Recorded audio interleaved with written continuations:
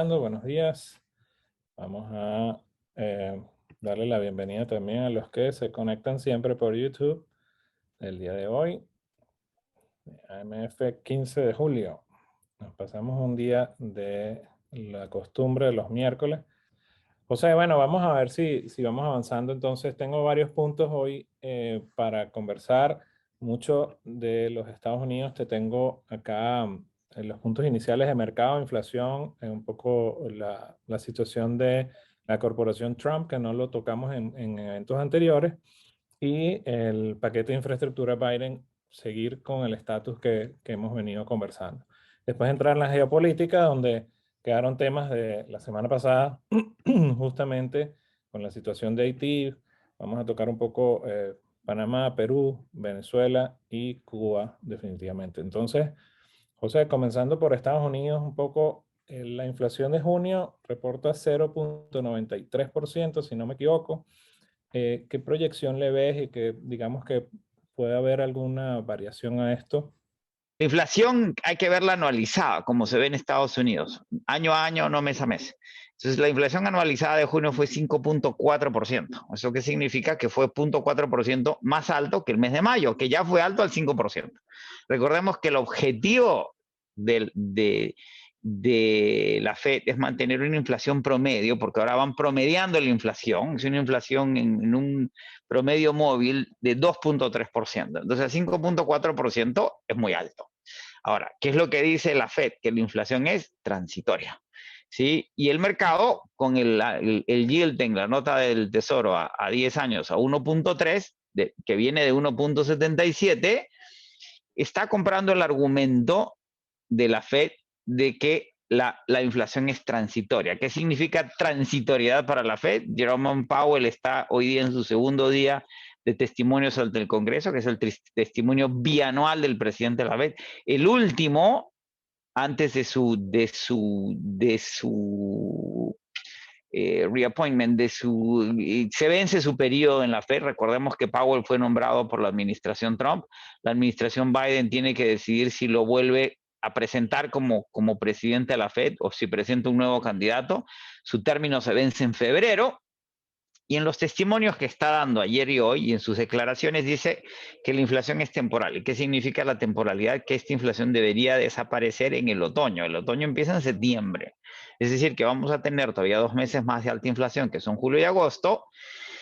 Y lo que señala la Fed que es una inflación de oferta, no necesariamente de demanda. Como la economía ha rebotado en la primera mitad del año, y va a mantener una tasa de crecimiento en la segunda mitad del año. Vemos los números de aplicaciones por desempleo de hoy, que son bajos en función a los que veíamos durante las cuarentenas post primera y segunda ola de la pandemia. Se han creado muchos cuellos de botella. Recordemos que en la primera etapa de la pandemia hablábamos de que de una inflación, inflación por oferta, porque se afectaron las cadenas de logística en Asia, pensando que esta pandemia iba a ser como la del SARS, que se iba a quedar en Asia. Al final, la recuperación por las vacunas y los apoyos fiscales y monetarios ha subrayado esos cuellos de botella logísticos que están haciendo que los precios suban. La mala noticia es que la inflación es 5,4. La buena noticia es que 1/3 de esa inflación anunciada ayer, antes de ayer, se debe a venta de carros de segunda mano, que subieron más de 40%. Se debe a transporte público, en los que están los pasajes aéreos, que han subido significativamente por la reactivación de los vuelos, que sigue siendo 1/3 de lo que era antes de la pandemia. Recordemos eso. Y alquiler de automóviles. Ahora, ¿por qué suben tanto los autos de segunda mano? Por las cadenas de logística. Las cadenas de logística que se cerraron y los temores de los productores que cesaron producción porque no sabían si iba a haber compra, están ahora siendo contraproducentes en términos de precios. ¿Y por qué no se están comprando autos nuevos? Porque la gente sigue dañada en su ingreso, que no se ha recuperado completamente de cara a la pandemia, y están comprando autos usados. ¿Y por qué no hay autos usados? Y entre otras cosas, ¿por qué no se están produciendo el número de automóviles que se producían antes de la pandemia? Porque no hay semiconductores. Y eso es un problema que está afectando a todo el sector tecnológico, porque la mayor parte de semiconductores se producen en Taiwán, ni siquiera en China. China tiene un problema con la producción de semiconductores, porque la tecnología de semiconductores y está muy concentrada en los Estados Unidos y en Europa. Y estratégicamente los Estados Unidos ni los europeos quieren ceder a China la tecnología de producción de semiconductores por temor a que China le explote, cree sus propios semiconductores y pierdan el mercado. Ahí es donde está ahora. Si eliminamos el rubro de autos de segunda mano, autos de alquiler, la inflación año a año fue 2.7. O sea que es una inflación más normal y el mercado además acepta que esta inflación es temporal, porque si los automóviles subieron, si no me acuerdo, 45 o 47% año a año, es difícil creer que vayan a subir 45 o 47 en el próximo ciclo, que es un mes más, porque ya la gente deja de comprar autos. Esta es una economía de mercado, absolutamente de mercado. Si oferta-demanda, cuando los precios exceden cierto nivel, si un auto de segunda mano me cuesta más que uno nuevo, bueno, compro el nuevo, pero si no puedo comprar el nuevo porque no tengo ingresos, no compro nada, ¿sí? Sencillamente me dedico a otra cosa. Por lo tanto, la inflación sí debería ser temporal. La temporalidad queda clara y de nuevo, la nota del Tesoro a 10 años nos indica muy claro y la reacción del mercado que se ha mantenido estable, pero en la cual no se termina de consolidar lo que hablábamos. No hay rotación, o sea, no estamos pasando a la ciclicidad en la inversión. ¿Y qué estamos comprando desde ayer de nuevo? Megatecnológicas, una vez más. ¿Cuántas megatecnológicas podemos comprar con las valuaciones actuales? Sí, y estamos en semana de resultados, ya empezaron a anunciar los bancos, que siempre empiezan el ciclo. Y si bien los resultados de los bancos son positivos, top line, como se dice, desde arriba, cuando uno empieza a ver hacia abajo, no son necesariamente tan positivos. Una vez más, los bancos con actividades de banca de inversión están ganando fees en finanzas corporativas. ¿Por qué? Porque ha habido los SPACs, fusiones, adquisiciones, emisiones de mercado son las que están generando actividad en los mercados. Dos, JP Morgan volvió a revertir, y eso lo sabes tú, Reinaldo, mejor que yo, una provisión por 3.000 millones de dólares. En el trimestre pasado revirtió la provisión por 5.7 mil millones de dólares.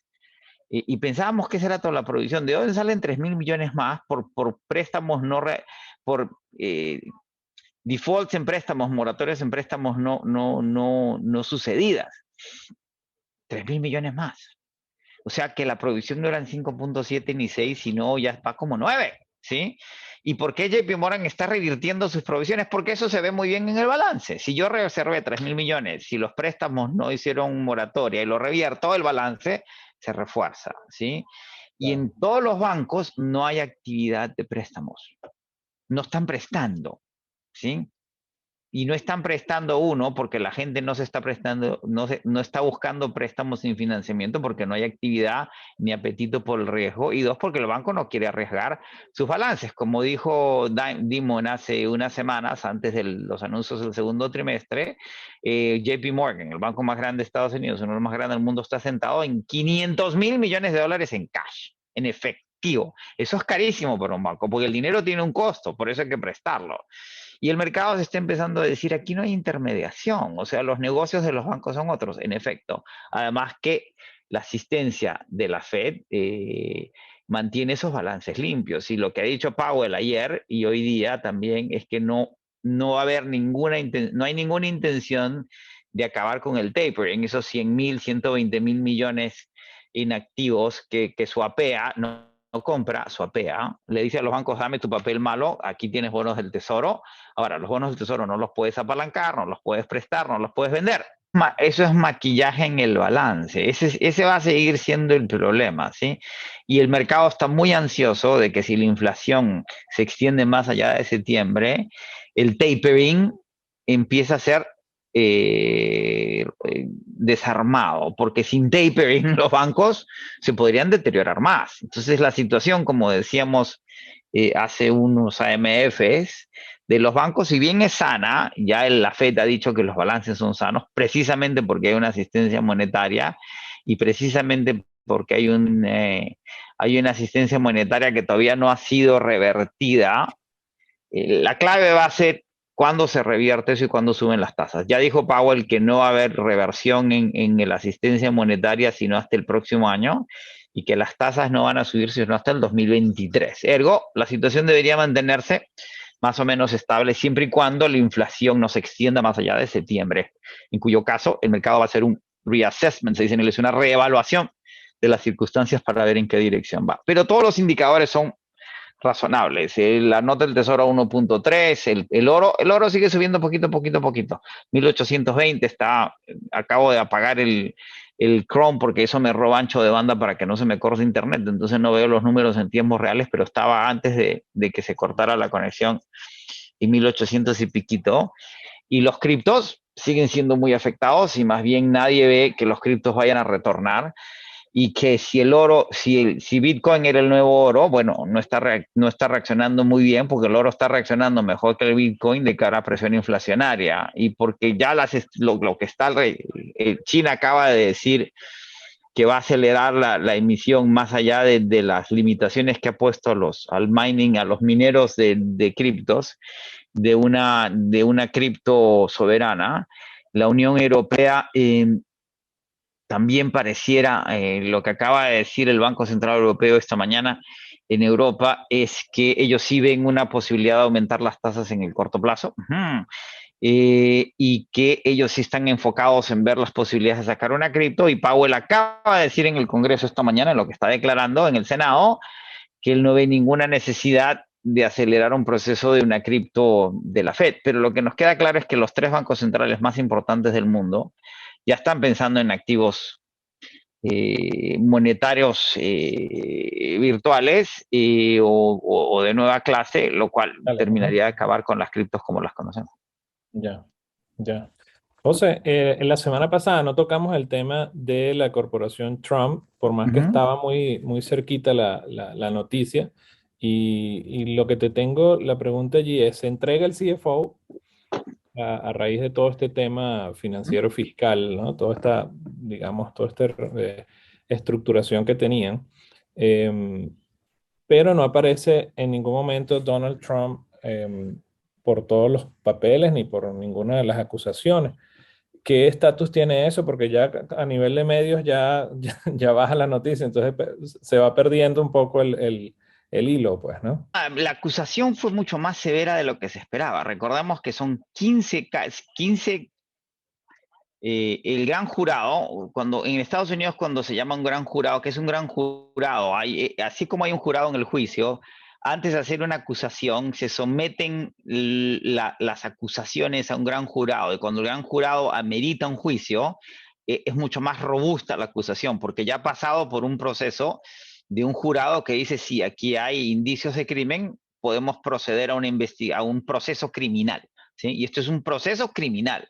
Correcto. Entonces, se acusa a la corporación Trump, pero las corporaciones no pueden ser sujetas a acusaciones criminales. Son las personas, porque usted no puede meter presa a una corporación. Y es muy inusual que se acuse una corporación de un proceso criminal. Y en este caso es obviamente el CFO, porque era la persona de confianza, porque era la persona responsable y porque es sobre quien tienen evidencia para hacer la acusación criminal. Ahora, ¿qué sucedía? Se esperaba que lo acusaran por 3 casos por un periodo corto de tiempo. Lo están acusando por 15 casos en 15 años de malas prácticas en el ejercicio corporativo y en evasión fiscal del CFO, específicamente. Y en prácticas de la corporación huía CFO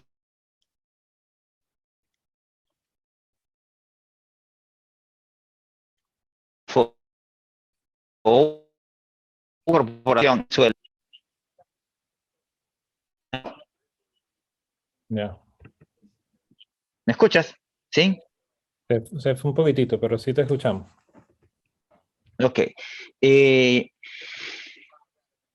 No es inusual y no es ningún delito que una corporación le dé beneficios a sus empleados y a sus ejecutivos, ¿sí? Pero es muy claro que ciertos beneficios se otorgan para no declararlo como pago ni ingreso.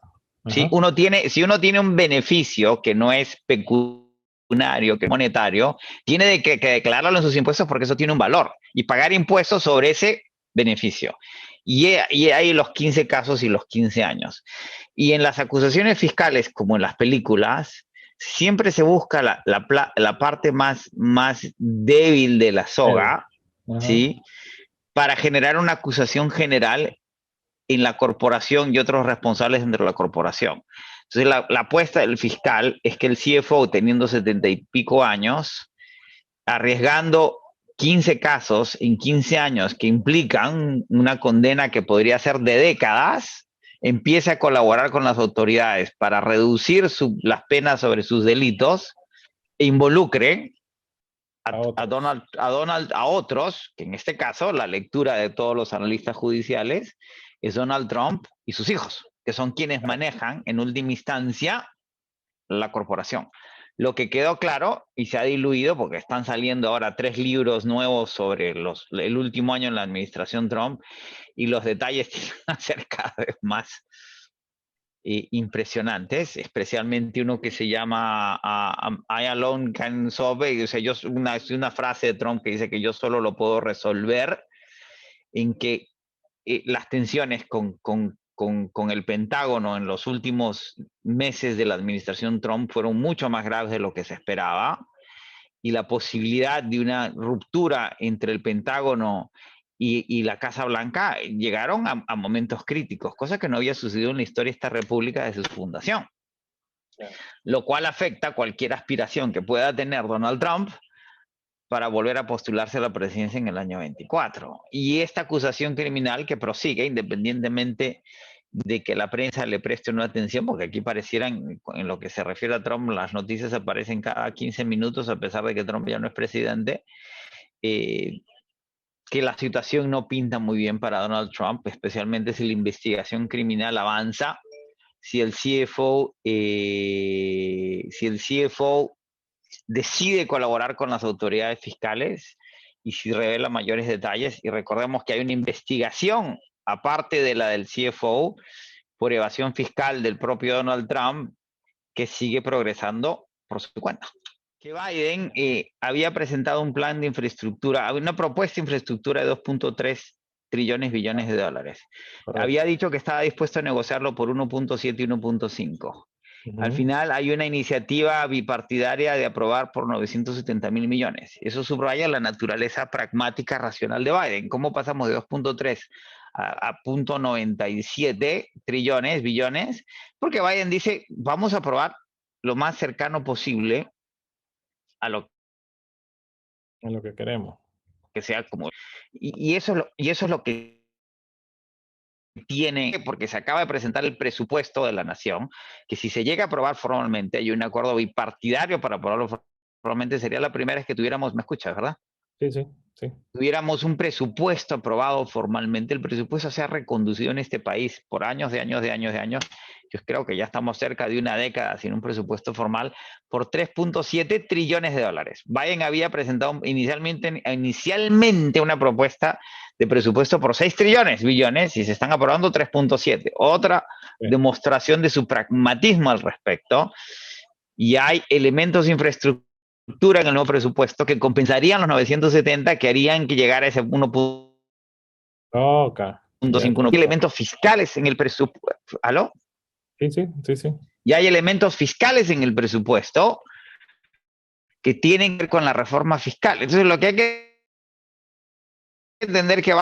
Y por eso Putin, después de su reunión con él en Ginebra, dice, este es un político muy sofisticado, muy profesional. En efecto, esa es la forma de entender, y por eso es que el mercado tampoco está muy preocupado. Estamos en manos de operadores a cortar las asistencias monetarias, no va a subir las tasas, es transitoria su tendencia, pero nadie termina de confiar en que este rally siga subiendo, que es lo que venimos diciendo hace meses. Y por lo tanto hay que tener mucho cuidado en la transaccionalidad en el mercado.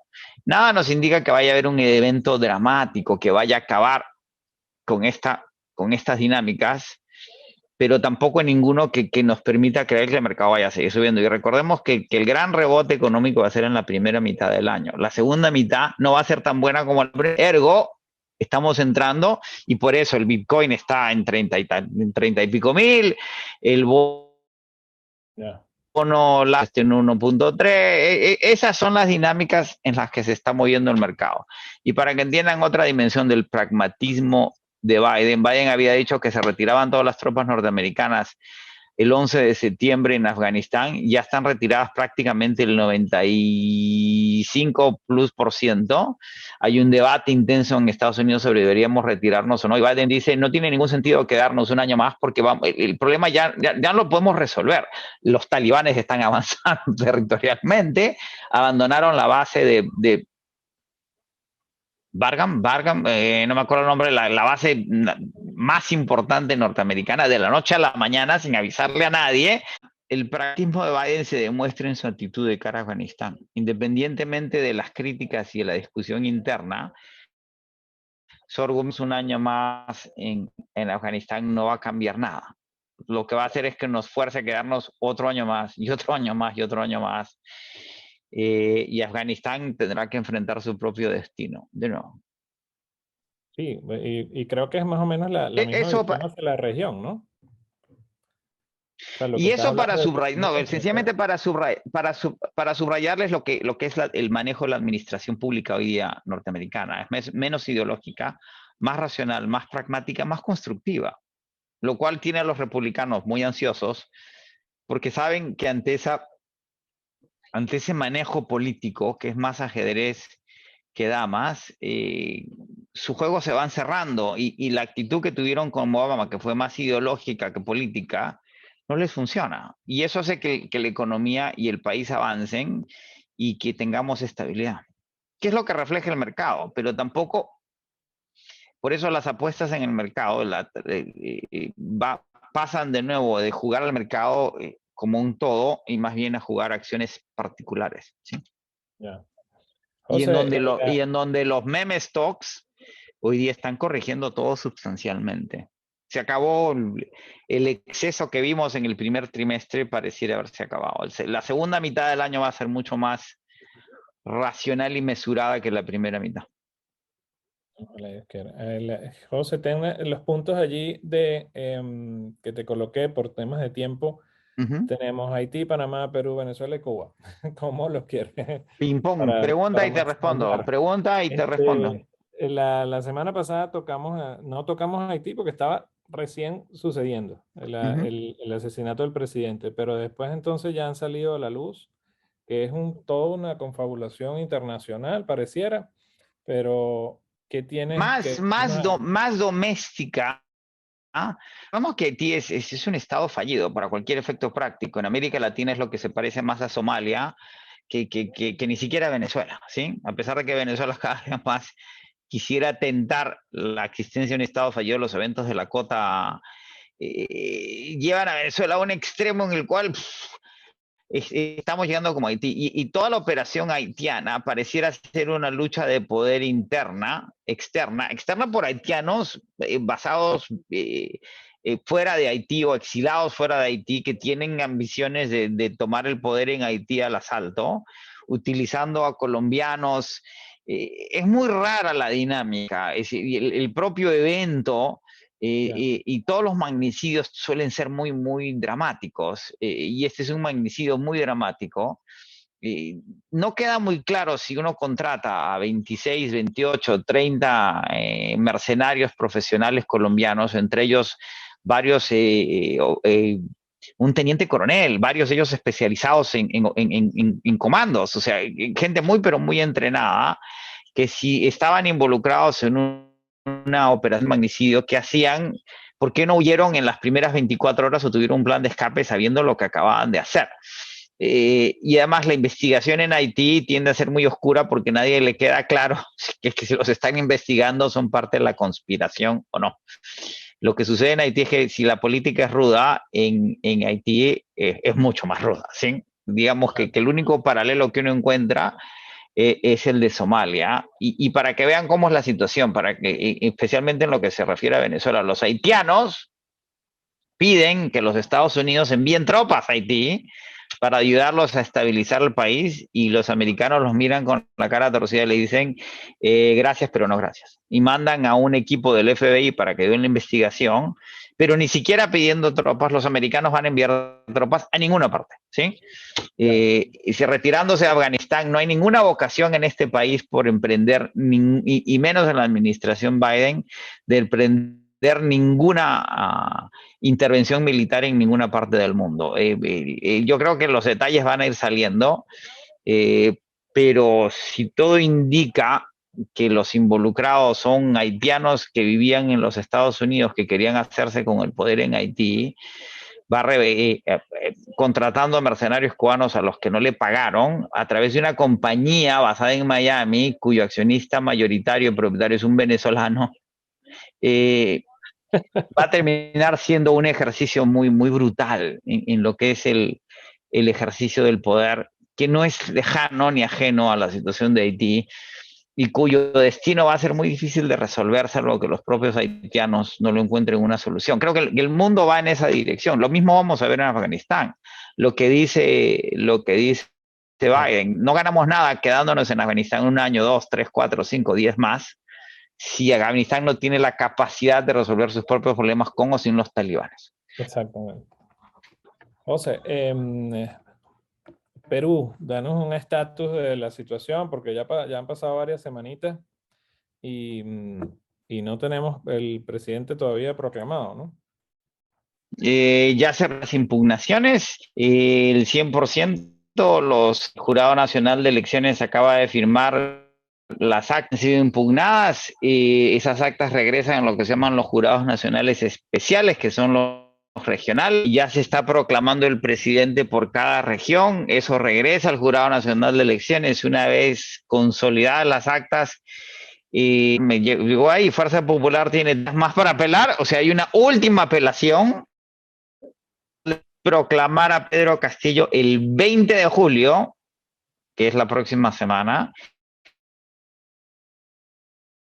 y que había solo 8 días para la transferencia de mando, gracias a Fuerza Popular, sí, que dijo que iba a respetar los resultados de las elecciones y no los respeta y quiere... El proceso sería proclamarlo el 20 de julio y tendrían 8 días de transferencia de mando. 8 días de transición, gracias a Fuerza Popular, los resultados y no los ha respetado. Y el plan B, ¿es verdad?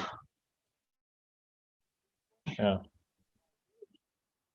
¿El plan B? De Pedro Castillo.